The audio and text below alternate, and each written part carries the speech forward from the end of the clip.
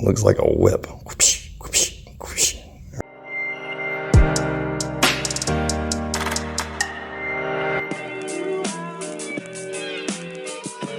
So we are up in Middletown, Ohio, and we have the privilege of working on the Beep Beep, the nice Roadrunner.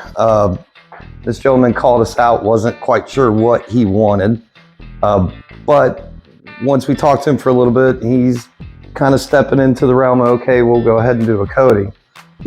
I'm pretty sure he wants to see how this one goes before we go to his other vehicle. This is a beautiful car. You can take a look at it. We'll show pictures up here or wherever.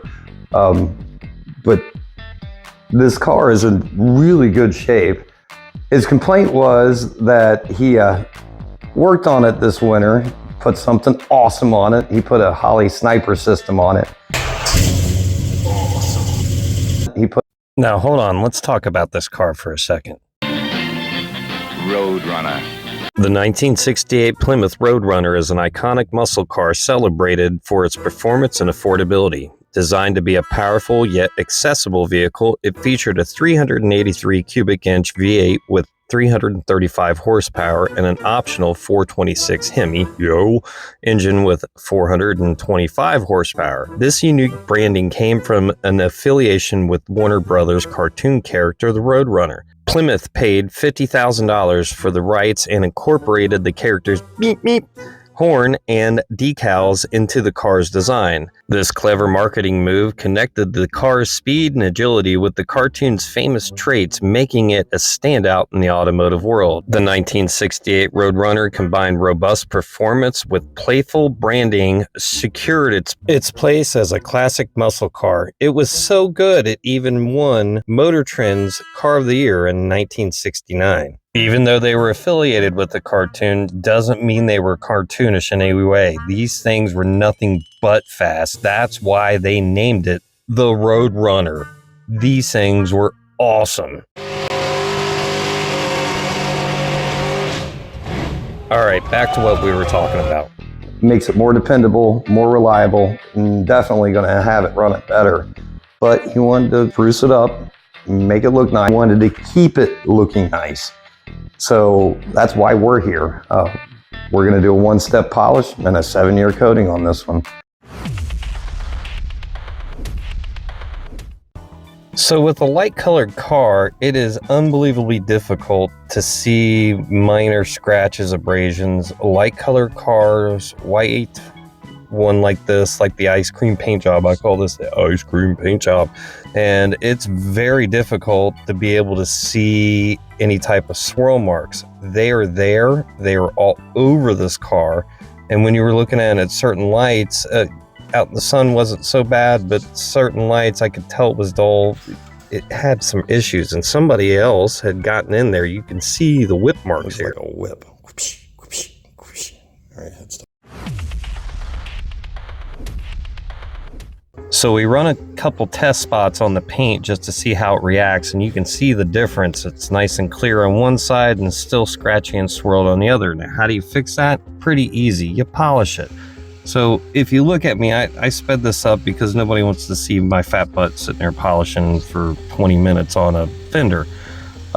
What I'm trying to stress to you is that you could at home pick up a polisher and give this a go. Now, I'm going to let you know it takes some time to master the skill of polishing. It's not saying that it can't be done. If you're not a handyman or a guy that works with this hand, you might have some difficulty with this process, because if you're going too fast or you're going too slow, you can cause holograms like we saw on the trunk and it looks like a big whip, or you could even make it worse. You can actually make more scratches if you don't know what you're doing. Now, heat variation from whatever panel that you're working on. So like this fender, I know that it's steel under that, but let's say it's a different material under the paint. Or let's say that it's not a base coat, clear coat, and it's a single stage paint. There's a lot of variables that come into polishing paint and getting it to perfection. Now, I see a lot of guys where they take really dull paint, they'll grab a buffer, they buff it out really quick.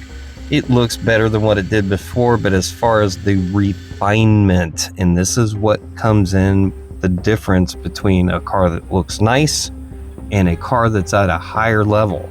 If you're refining that paint, you want to get as many of the scratches out as you possibly can without hurting the paint. Now you have to think, this is what, 50, 60 year old, it's an older vehicle. That paint could be 30 years old. I don't know. I have no idea. But what I do know is that when you're working on something like this, you better know what you're doing, because otherwise you're going to make the customer mad. And if you're making the customer mad, you're doing a disservice to you and him. Now we're all done with half the hood, so take a look and see if you can't see a difference in the gloss and depth of the hood. Man, this paint reminds me of that song.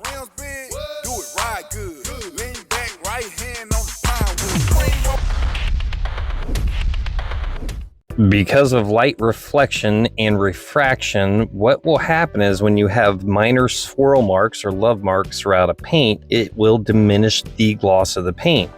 So if you go through and polish a vehicle out, you get this wet look and it brings the gloss and glory out. Now we're all done polishing and Tyler got the rims and lettering cleaned up, but it's a process. And with that said, we're gonna go get some lunch. We're all done with the polishing, and we'll come back for the coat. Shot or not. I don't even have my official uniform off. My shirt got messed up. So we're done with the polishing. This thing is as crystal clear as you can get. It is looking like glass. It literally is looking like glass. It just looks wet. We're not done. We've got the wax and grease remover. We've applied that. We've gotten all the residues off. Tyler's finishing up with the IPA wipe down, and we're ready to put our 7-year good coating on. Now, this is gonna take us a little bit of time to do this, but when it gets done and this cures, we'll be back in a couple weeks to check up on it. But once it cures, it's actually gonna bring the gloss up a couple ticks. Our coating is awesome. So make sure you stay tuned, and let's see it in a couple weeks. We've got our 7-year coating on this beautiful 69. I have been corrected. This is a 68, not a 69. I don't want to get hate mail, controversy, and all that kind of good stuff. Plymouth Road Runner. I love Roadrunners. I think they're cool as shit. The Super Bs with big wings. These, just awesome cars. Awesome cars. This one, the paint turned out unbelievably awesome. It would look like when we first arrived, it was minor, and it was. But once we got through, it really brought out the beauty in the paint. You can definitely see it. So I think the customer's happy. I think that we are coming back for this GTO behind us. Wait to see that one. But I'm very happy with the results. I think the customer is too. And looks like this one's gonna be going to some car shows, and I can't wait to see it at some car shows. So above and beyond that, we didn't really have any complications.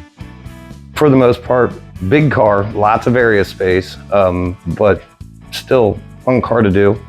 And it really wasn't that hard. I think expecting a little bit more problems out of the GTO. So we'll go over that one a little bit more in depth when we get there. But until then, that's it, guys. You have a good and happy evening. We're all done. Let's take a look.